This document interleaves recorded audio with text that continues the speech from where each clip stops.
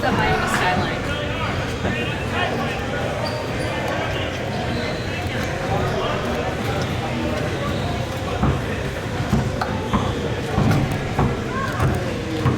All right, guys, what we did this morning is, for those that weren't here, when our former players come back, they sign on the course, so we figured Tyler could get in front of you guys. Tyler, wherever you want to go with. Cool.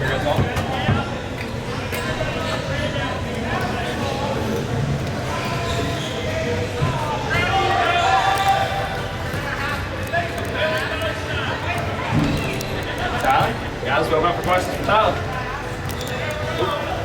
Take one step forward if you don't mind. Thank you. How's it been so far with the new team? It's been good. I was there for a couple of weeks, just getting work in and things like that. Getting the coaching staff, getting my play, so it's been good. You kind of blew up social media the other day with your pictures. Talk about your Jeff Gordon shirt and kind of the outfit you had on. Just a shirt, I guess. I found it in Miami. They got a lot of clothing line and brands out down there, so just an outfit, I guess. Cal talks a lot about building your brand. Is that kind of what you're doing with the Miami Heat now? Yeah, definitely.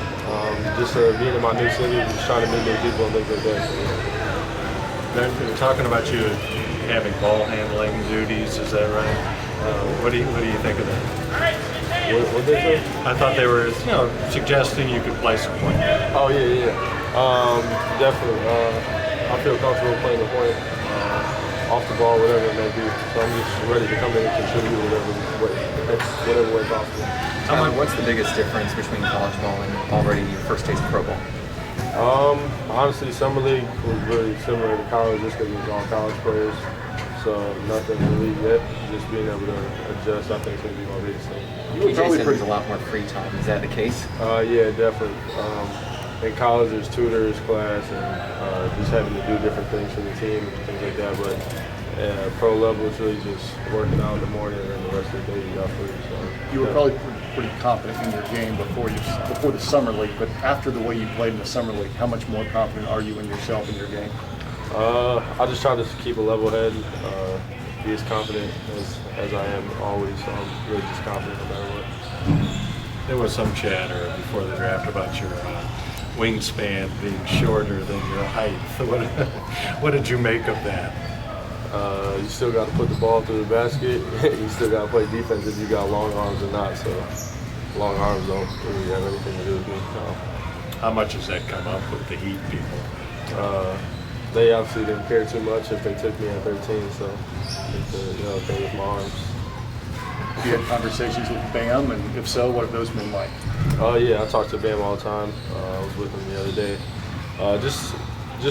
When I got drafted, he told me to just be ready to work hard. It's much like Kentucky. The culture for the Heat is just, they really get after it and work hard and make sure players are developing every day. So, Bam's a great guy. I'm definitely going to be looking up to him.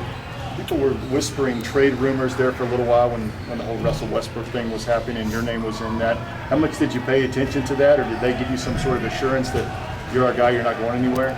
I was a little worried at first. My agent had talked to the front office for the Heat, and they said I was good. So as of now, I'm good. Have you met Pat Riley? I wonder how you strike it. Yeah, I met him when I was in Miami, obviously. He's a great guy, obviously a former Kentucky guy. He's a little bit old school in the way how he works hard, so much like Coach Cal. Like I said, the culture between the two is very similar, so I'm excited, happy I got to meet him and have these in my corner. Can you elaborate a little on that, of how the cultures are similar? Just how, like, the working hard of it, going two practices a day, 3-hour-long practices, things like that. It's just holding players accountable. That's just what they do. What's taking the most getting used to? Probably just the free time. Like I said before, having all the free time after workouts and things like that. For the rest of the day, just having to figure out what you're going to do when basketball is out there. Every year Cal has this guys like yourself come back and help out with this sort of a camp. What does this mean to the kids, and I'm sure you guys are happy to do this for Cal. Yeah, definitely. I hope the kids are enjoying it out there. I'm just really happy to be back.